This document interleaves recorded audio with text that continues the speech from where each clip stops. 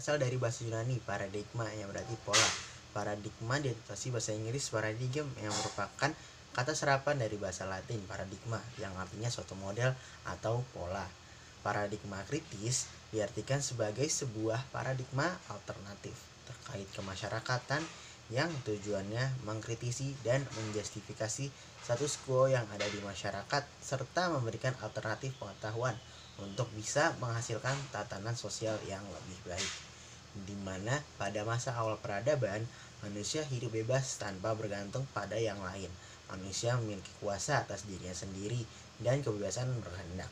Peradaban berkembang semakin kompleks, melahirkan industrialisasi dan buruh, sehingga relasi kuasa melahirkan kelompok penguasa dominan dan yang dikuasai atau subordinat.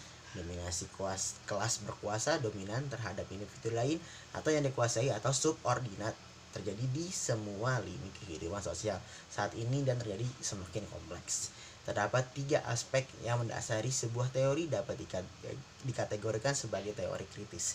Yang pertama adalah pendekatan terhadap ilmu pengetahuan berkaitan dengan perwujudan konstruksi sosial dalam konteks perjuangan sosial. Aspek yang kedua, teori kritis sebagai konsepsi masyarakat yang secara stimulan mengkritisi dan memproyeksikan kemungkinan-kemungkinan baru terkait kemasyarakatan. Aspek yang terakhir yaitu teori kritis yang sebagai visi untuk merealisasikan nilai-nilai tertentu yang tak hanya terbatas pada nilai sosiologis itu sendiri. Secara ontologis atau historical realism, realitas semu atau virtual reality yang telah terbentuk oleh proses sejarah dan kekuatan sosial, budaya, politik, ekonomi, dan sebagainya. Epistemologis bersifat transaksionalis atau subjektivis. Hubungan peneliti dengan yang diteliti selalu dijembatani nilai-nilai tertentu. Pemahaman suatu realitas merupakan value-mediated findings. Yang ketiga ada metodologi, mengutamakan analisis komprehensif, kontekstual, dan multi-level analisis yang bisa dilakukan melalui penempatan diri sebagai aktivis atau partisipan dalam proses transformasi sosial. Kesimpulannya, menempatkan ilmu komunikasi sebagai suatu proses kritis yang mengungkapkan the real structure yang ditambahkan di dunia materi dengan tujuan memperbaiki dan mengubah kondisi kehidupan manusia. Orang pengetahuan dengan orang pengetahuan, laki-laki dengan perempuan. Penguasaan individu dan kelompok seringkali tidak disadari karena dianggap lumrah dan alamiah. Ada anggapan umum tentang tugas istri yang seharusnya hanya di dapur, kasur, dan sumur sehingga membatasi kebebasan perempuan. Pada umumnya, perempuan di Indonesia memandang anggapan umum itu lumrah dan dapat diterima.